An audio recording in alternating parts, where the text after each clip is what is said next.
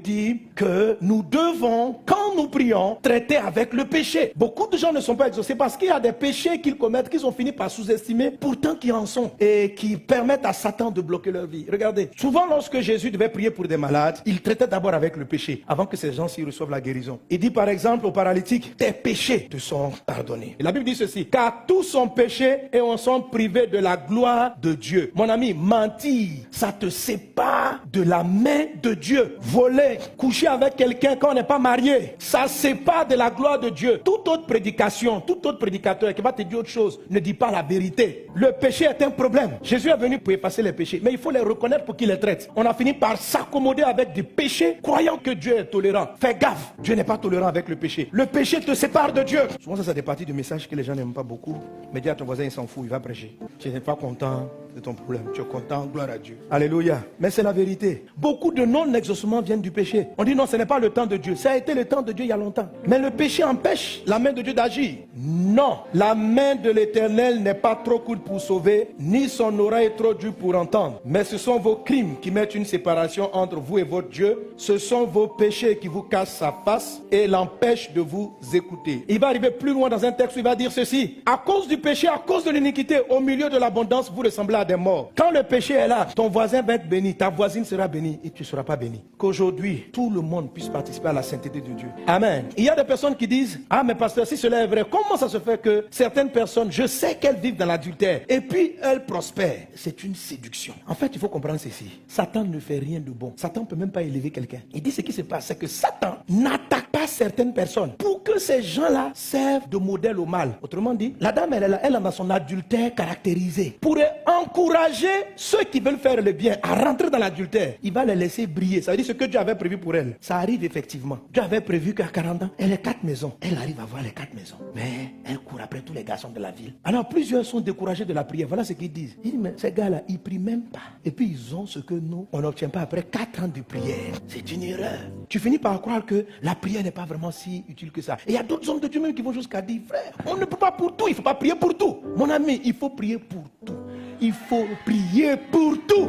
Maintenant, il y a des gens que Satan combat. Il empêche qu'ils saisissent cela. Ce sont ceux qui sont ses adversaires, ceux qu'il craint. Le chrétien est combattu. C'est pourquoi tu dois prier. C'est-à-dire que ce qui arrive pour les gens sans qu'ils prient là, toi aussi tu ne pries pas. Parce que vous n'êtes pas du même quartier. Imaginez que Satan détruisait tous les païens. Mais qui allait vouloir devenir païen? Il faut qu'il t'envoie des faux pasteurs qui couchent avec les filles en désordre pour te dire, oh, même le grand prophète, j'ai vu qu'il touche les filles du quartier. Moi aussi, pourquoi pas? Frère, c'est pour aller en enfer. Il y a longtemps que ce gars est dans son camp. C'est un modèle mensonger. Le temps marqué, il va le détruire. Ne les imite pas. Dieu a dit que tu vas aller au sommet, tu vas aller au sommet. Mais toi, s'il te plaît, ne laisse pas le péché entrer dans ta vie. Parce que quand le péché va entrer, là, tu auras une dette envers lui. Et c'est là qu'il va pouvoir maintenant attaquer ton élévation. Maintenant, quand tu n'es pas clair, Satan ne sait pas si à un moment donné, tu peux basculer pour repartir à Jésus. Là, il ne te laisse vraiment pas monter. Une fois que tu as fait un contrat avec lui, il s'assoit là-dessus. Il ne t'élève pas, il ne peut pas trop te rabaisser aussi. Il te garde dans une situation mi-figue, mi-raisin. Si tu montes là, peut-être que quand tu vas arriver là-bas, tu vas dire, je veux bien marcher avec Jésus. La vie est un choix. Il ne faut pas être un peu avec Dieu, un peu avec Satan. Ça ne marche pas. Tu es avec Satan en même temps. Et si tu l'as fait, quand tu arrives à la phase 6, demande à Dieu pardon. Mais ne fais pas comme si tu n'as pas péché. Tu arrives, tu pries, tu lèves les mains, tu danses dans l'église comme si de rien n'était. Et après ça, tu pries, oh Père, décante ma situation. J'ai besoin de 10 millions tout de suite. Tu as fait de mal parler aux gens, 2 millions, tu ne seras pas entendu. Tu dis, mais je connais des gens, ils parlent toujours mal. Et puis eux, ils ont beaucoup d'argent. Ce sont les modèles pour t'attirer vers le péché. Quand quelqu'un vit dans l'iniquité, je ne le connais pas. Il me dira, Seigneur, j'ai eu les milliards en ton nom. Il dit, mais ouvrier d'iniquité, c'est pas toi qui couches avec tous les hommes du quartier. Je t'ai jamais connu. Donc, il ne faut pas les copier. Toi, tu appartiens à Christ. Et quand tu pries comme ça, ne regarde pas les autres, prie pour tout le monde. Quand tu te mets à genoux, que tu te souviens des paroles que tu as dit, fais le Notre Père. Pardonne-nous nos propos, pardonne-nous nos paroles, pardonne nos impudicités. Et même si tu te souviens que ton frère fait ça, toi tu ne fais pas, vous êtes un corps. Prie pour lui. Papa, je sais que mon frère tant, il a un problème avec l'homosexualité. Je t'en supplie pour lui, délivre-le, délivre ma soeur, ouvre ses yeux sur ce mal.